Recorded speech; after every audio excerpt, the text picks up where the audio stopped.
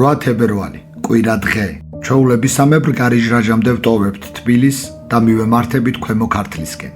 მაშინ, როდესაც ზამთრისთვის შესაფერისი მზის სუსტი ნათელი ეფინება გარემოს, ჩვენ უკვე მდინარე ფოლადაურის მიერ გაჭრილ ფართო ხეობაში არსებულ სამანქანო გზას მივუყვებით. ერთმანეთის მონაცვლეობით გავდივართ ქართლის სოფლებს. ის სიმშვიდე და სიჩუმე, რაც ხეობაში სუფევს, კიდევ უფრო უსიცოცხლოდ გამოიყურება თებერვლის ძუნწად მოკიაფე მზის სხივების ფონზე. ეს ჩვენს ხასიათზე და განწყობაზე გავლენას ვერ ახდენს. რამე თუ მეც და ჩემი 9 წლის თანამგზავრიც მოწადინებულები მივიწევთ მდინარე ფოლადაურის მარჯვენა ნაპირზე, არსებულ მთის კალთაზე მდგომი ისტორიული ნაგებობისკენ. კაცმა არ იცის, ვინ უფრო დიდი ინტერესით მიემართება. მე-13 საუკუნეში აგებული, ისტორია დაკარგული ქრისტიანული ხუროთმოძღვრების ძეგლისკენ. მე, ვინც ბევრი რამ ვიცი მის შესახებ, თუ ნატალი, რომელიც ბავშვისთვის დამახასიათებელი წრფელი ცნობის მოყარეობით მექანიკურად მიიწევს მისკენ. ამასობაში წუღრუღაშენიც გამოჩნდა. სწორედ ასე მოიხსენიებენ დღეს, წმინდა გიორგის სახელზე, 8 საუკუნის უკან, განსაკუთრებული სიფაქიზით, თლილი ქვით ნაშენ გუმბათოვან ტაძარს.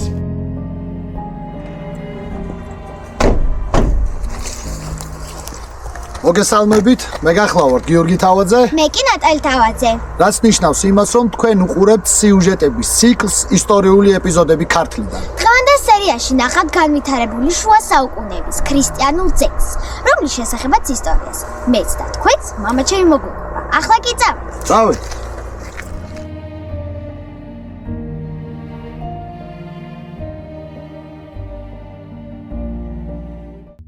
დასავლით დის მდინარე ფოლადაური, გამოსდის ლელვარს და მოერთვის მაშავერას. ამას ზედა არს მცირე ქალაქი ბოლნისი. მას ზემო ეკლესია დიდი უგუნბათო ბოლნისისა. პირისპირ ამ ეკლესიისა არს მონასტერი წუღრუღაშენს. გუნბათიანი მშვენიერად ნაშენი, შვენიერს ადგილს დააწუქმი. ასეთ რამეს გვიყვება მე-18 საუკუნის გამოჩენილი ქართველი ისტორიკოსი და გეოგრაფი ვახუშტი ბატონიშვილი იმ ქრისტიანულ ძეგლზე, რომელიც ჩვენი დღევანდელი სიუჟეტის მთავარ ობიექტს წარმოადგენს. ვახუშტის მოკლე ჩანაწერიდან, გარდა ტაძრის ზუსტი მდებარეობისა, 2 რამეს ვიგებთ. პირველი, რომ ტოპონიმი წუღრუღაშენი ეკუთვნის იმ დასახლებას, რომლის სიახლოვესაც არის აშენებული გუმბათიანი სამლოცველო. ხოლო მეორე, ეს ეკლესია ერთდროს უნდა ყოფილიყო მთავარი ტაძარი მის გარშემო გაშენებული მონასტრისათვის, რომელიც მე-18 საუკუნეში უკვე აღარ არსებობდა.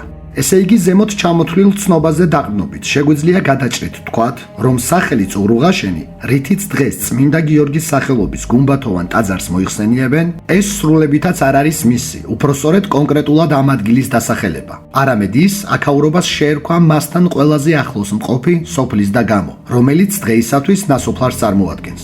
მაშინ ისმის კითხვა, თუ რა იყო ნამდვილი სახელი აქაურობისა და ვის მიერ, ან როდის დაარსდა აქ ქრისტიანული სავანე.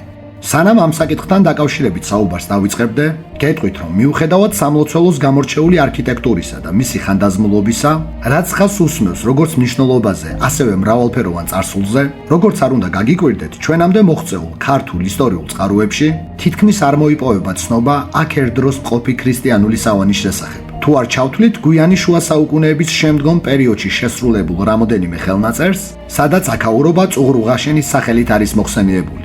გასულ საუკუნეში არაერთი მკვლევარი დაინტერესდა ტაძრით და მასთან დაკავშირებული ამბებით. დიდი ქართველი საზოგადო მოღვაწე ექვთვი მეტაყაიშვილი გახდათ ერთ-ერთი პირველი ქართველი მეცნიერებიდან, რომელმაც მოინახულა გუმბათოვანი ტაძარი და გაშიფრა მასზე ასომთავრული შესრულებული წარწერა. სამლოცველოს კედელზე რელიეფურად ამოკვეთილი ძველი ქართული ტექსტი. შეიძლება ითქვას, რომ არის ერთადერთი წყარო, რომელიც გვამცნობს ეკლესიის მაშენებლის ვინაობას და ამასთან ერთად ვიგებთ იმ ადგილის პირვანდელ დასახელებას, სადაც იწარმოებოდა აღმშენებლობითი სამუშაოები. ამის თქვენთვის უკეთ გადმოსაცემად წაგიკითხავთ ზემოთ ხსენებულ წარწერას, რომელიც ექვთვი მესეული გაშიფრვით შემდეგნაირად ჟღერს.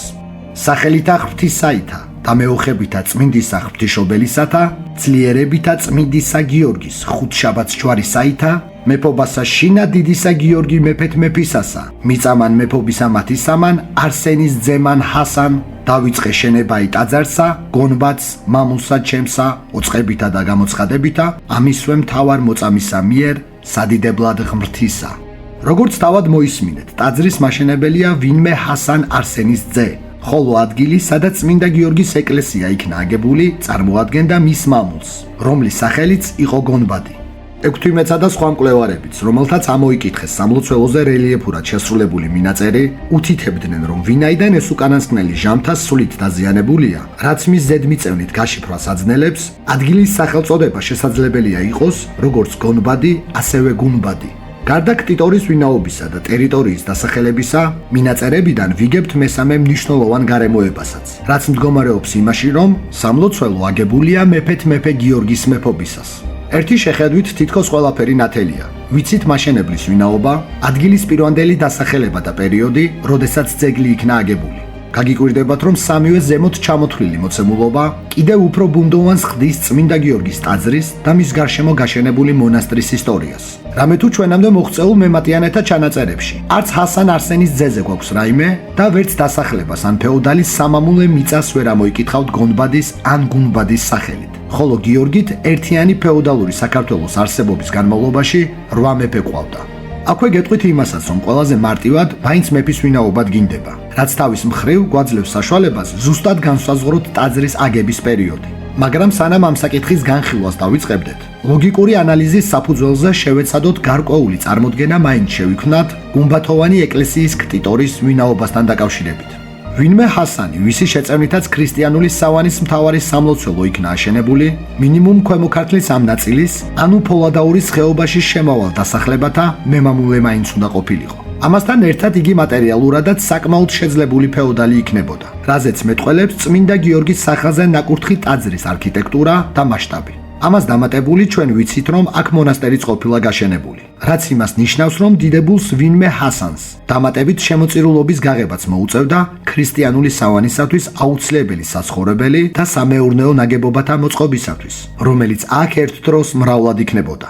ფეოდალისვე უშუალო ბრძანებით მოხდებოდა ტაძრის სამშენებლო წარწერის შესრულებაც, რომელშიც მისი თანამედროვე, ანუ იმჟამინდელი ერთიანი საქართველოს მეფის მოხსენიებაც ხას უსმევს ჰასანის დამოკიდებულებას მონარქთან მიმართებაში, რაც ნიშნავს იმას, რომ ის ერთგული უნდა ყოფილიყო მმართველისა და მოსახსენიებელში მისი შეტანით გარკვეულწილად მადლიერებას გამოხატავს მონარქისადმი. ამ ყველაფრიდან გამომდინარე, შეგვიძლია ვივარაუდოთ ისიც, რომ ფეოდალს შესაძლოა სამეფო კარზე მნიშვნელოვანი თანამდებობაც სჯეროდა, რაც თავის მხრივ კიდევ უფრო ამყარებს მის მონარქთან სიახლოვეს და მატერიალურ კეთილდღეობას, რაც თანამედროვე სიტყვებით რომ თქვათ, საშუალებას აძლევდა მას დაეფინანსებინა მაღალი არქიტექტურული სტილით შესრულებულ ნაგებობათა მშენებლობა, როგორცაც მაგალითად წმინდა გიორგის გუმბათოვანი ტაძარი წარმოადგენდა. ჰასან არსენის ძეზე და მის პიროვნებასთან დაკავშირებით მეტნაკლებად რაღაც წარმოდგენა მაინც შეგვექმნა. მაგრამ სრულიად ბუნდოვანი რჩება საკითხი მის მფლობელობაში მყოფი მამულის, გონბადის ან გუნბადის შესახებ, სადაც გაშენებული იქნა ქრისტიანული სავანე.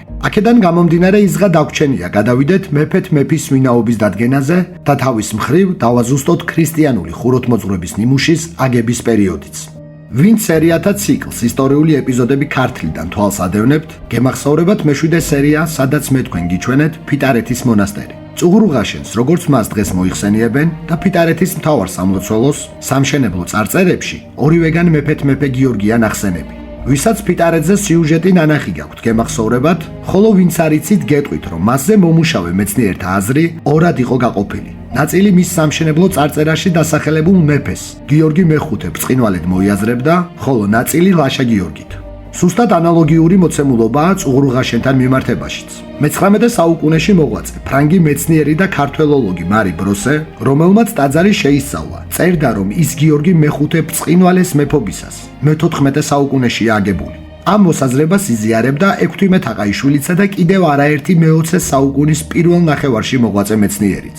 ხოლო მეორე ჯგუფი მკვლევარებისა, როგორებიც იყვნენ ივანე ჯავახიშვილი, ლევან მუსხელიშვილი და პარმენ ზაქარაია, მიიჩნევდნენ, რომ მეფე გიორგი სხვა არავინაა თუ არა თამარის ძე, ესე იგი ლაშა გიორგი. შესაბამისად, წმინდა გიორგის გუმბათოვანი ტაძარი, ისევე როგორც ფიტარეთის ღვთისმშობლის ეკლესია, ორივე განეკუთვნებიან მე-13 საუკუნის პირველი ნახევრის ძეგლებს. ესე იგი წუღურუღაშენის ეკლესია აგებულია 1213-1223 წლებს შორის, სწორედ იმ დროს, როდესაც მეფობდა ლაშა გიორგი. უმთავრესი მტკიცებულება იმისა, რომ იგი მაინც და მაინც თამარის ძის გიორგის დროინდელია და არა გიორგი ბრწყინვალისა, მომდინარეობს ძეგლის ხუროთმოძღვრული ანალიზიდან, საიდანაც ირკვევა, რომ იგი შესრულებულია იმ სამშენებლო სტილით, რომელიც საქართველოში მე-12 საუკუნის მიწურულსა და მე-13 საუკუნის დასაწყისისათვის იყო გავრცელებული. ასე ამგვარად, რომ დავაჯამოთ ზემოთ ჩამოთვლილი გარემოებები. წუღრუღაშენის გარშემო ასეთი სურათი ყალიბდება. გუმბათოვანი ტაძარი, აგებულია მე-13 საუკუნეში. არაუგვიანეს 1223 წლისა. ფოლადაურის ხეობის ბატონ პატრონის ვინმე ჰასან არსენის ძის მიერ. წმინდა გიორგის სახელზე ნაკურთხი ეკლესიის გარშემო არსებობდა მონასტერი. ხოლო ადგილი, სადაც ეს ქრისტიანული კომპლექსი იდგა, ეწოდებოდა გონბადი ან გუნბადი. ბურუსით მოცული რჩება ის საკითხი, თუ რომელ ფეოდალურ ოჯახის შვილს წარმოადგენდა ჰასანი, ხოლო მით უფრო იდუმალია ამბავი მისი მამულის გონბადისა. ახლა საუბარი გავაგრძელოთ იმ საკითხთან დაკავშირებით, თუ როდიდან იწოდება ეს ადგილი წუღრუღაშენად. დღემდე ჩვენს ხელთ არსებულ ხელნაწერებში პირველად ზემოთ ხსენებული სახელით ამოიკითხება სოფელი, რომელიც შეტანილია ქვემო ქართლში გაბატონებულ ბარათაშვილთა ოჯახის ერთ-ერთი განაყარის, კერძოდ კი ორბელიანთა საშემოსავლო ნუსხაში. ამ უკანასკნელში მე-17 საუკუნის ოციანი წლების მდგომარეობით წუღრუღაშენი დასახელებულია იმ სხვა სოფლებთან ერთად, რომლიდანაც ორბელიანები სარგებელს იღებდნენ. ამ პერიოდიდან დაახლოებით 1 საუკუნის შემდეგ, როდესაც 1721 წელს ქართლის მეფე ვახტანგ მე-6-ის ბრძანებით აღიწერა მეწინავე სადროშო საბარათაშვილოში, ესე იგი ქვემო ქართლში მაცხოვრებელი მოსახლეობა, კვლავ ჩანს სოფელი წუღრუღაშენი და მასთან ერთად ახალი წუღრუღაშენი. ორივე სოფელი ვახტანგ მეფის ძმის, სვიმონ ბატონიშვილის მფლობელობაშია. 1727-1728 წლებში შედგენილ ოსმალური ეკონომიკური ხასიათის მქონე დოკუმენტში თბილისის ვილაიეთის დიდ დავთარში კი კვლავ მხოლოდ ერთი წუღრუღაშენი იხსენიება. ის ჩაწერილია დასახლებად, სადაც ცხოვრობს 35 კომლი და მათი აბსოლუტური უმრავლესობა ეთნიკურად სომხებს წარმოადგენენ. ამავე საუკუნის მიწურულისათვის წუღრუღაშენი როგორც დასახლება საერთოდ წყვეტს არსებობას. ის რომ აქ ოდესღაც სოფელი იყო, ამას მხოლოდ იმ ნაგებობათა ნაშთები მოწმობენ, რომლებიც მონასტრის მიმდებარე ტერიტორიაზე მიწის ფენებით არის დაფარული. ესე იგი, ახლა უკვე დაზუსტებით შეგვიძლია ვთქვათ, რომ ტოპონიმი წუღრუღაშენი ეკუთვნოდა დასახლებას, რომელიც მინიმუმ მე-17 საუკუნიდან უკვე არსებობდა. ხოლო მისი დაცლის შემდეგ ეს სახელწოდება შემორჩა წმინდა გიორგის სახელზე ნაკურთხ გუმბათოვან ტაძარსა და იმ ტერიტორიას, სადაც ის მდებარეობს. აშკარაა, რომ დასახლება ამ სახელწოდებით მე-17 საუკუნემდეც იქნებოდა. უბრალოდ წყაროთა არარსებობის გამო ძნელია ზუსტი თარიღის განსაზღვრა. ექვთიმე თაყაიშვილს მიაჩნდა, რომ ჰასან არსენის ძის მამულის, გონბადის ან გუნბადის გავერანების შემდეგ აქაურობას უნდა გამოჩენოდა ახალი მეპატრონე ვინმე წუღრუღა, რომელიც ხელახლა მოაშენებდა სოფელს და ტოპონიმი წუღრუღაშენიც სწორედ აქედან მომდინარეობს. ლევან მუსხელიშვილიც იზიარებდა ექვთიმესეულ მოსაზრებას, მაგრამ ასევე ამბობდა იმასაც, რომ იმ შემთხვევაში, თუ დასახელება წუღრუღაშენი ძველია, მაშინ ის უნდა მომდინარეობდეს იმ სოფლიდან, რომელიც ამ ხეობაში შედარებით კიდევ უფრო მოშორებით არსებობდა. ხოლო შემდგომად იქიდან გადმოსული ხალხი დასახლდა მონასტრის სიახლოვეს არსებულ მიწაზე და გონბადის ნაცვლად აქაურობას წუღრუღაშენი უწოდეს. როგორც უკვე ზევით აღვნიშნეთ, მე-18 საუკუნის მიწურულისთვის სოფელი წუღრუღაშენი იქცა ნასოფლარად, მაგრამ სანამ ეს მოხდებოდა, ამავე საუკუნის 20-იანი წლებისათვის იგი ეთნიკური თვალსაზრისით მთლიანად სომხური ყოფილა. დაზუსტებით იმაზე ვერ ვისაუბრებ, თუ რა დამოკიდებულება გააჩნდათ ამ ხალხს მე-13 საუკუნის ქართული ქრისტიანული ხუროთმოძღვრების ძეგლისადმი. მაგრამ 1960 წელს ავსტრიის დედაქალაქ ვენაში სომეხმა მეცნიერმა გვარად ოსკიანმა გამოსცა წიგნი სახელწოდებით გუგარქის ტაძრები. გოგარენე ასე უძახდნენ ისტორიულ ქვემო ქართლს ბერძნები, ხოლო სომხურად ეს ჟღერს როგორც გუგარქი. ორივე შემთხვევაში დასახელება მომდინარეობს ძველი ქართული ტომის გუგარებისგან. ოსკიანმა ზემოთ ხსენებულ წიგნში სხვა უამრავ ამ მხარეში არსებულ ტაძრებთან ერთად ლაშა გიორგის დროინდელი წმინდა გიორგის სახელზე აგებული გუმბათოვანი ტაძარიცა და მის გარშემო გაშენებული ქრისტიანული სავანეც სომხური წარმომავლობის ზეგვთა ნუსხაში შეიყვანა. რა თქმა უნდა, ეს სრული სისრუეა. მიუხედავად იმისა, რომ აქ არსებულ მონასტერზე ჩვენამდე ცნობებმა ვერ მოაღწია, მე-20 საუკუნისათვის თავად ტაძარი მისი არქიტექტურითა და სამშენებლო სტილით მართალია დაზიანებული, მაგრამ ყოველგვარი გადაკეთებების გარეშე იმ სახით მაინც იქნა მოღწეული, რომ თავად ყოფილიყო მტკიცებულება მისი უცილებლად ქართული ხუროთმოძღვრებიდან აღმოცენებისა.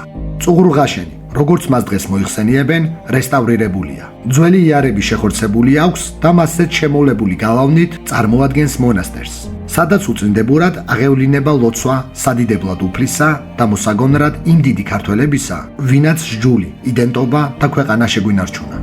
მინდა უღრმესი მადლობა გადავუხადო მონასტრის წინამძღვარს მამა სერაფიმე ჟღენს, რომელმაც მომცა კურთხევა, გადამეღო წმინდა გიორგის გუმბათოვანი ტაძარი და თქვენთვის კიდევ ერთ ახალ ისტორიულ სერიად მეჩვენებინა.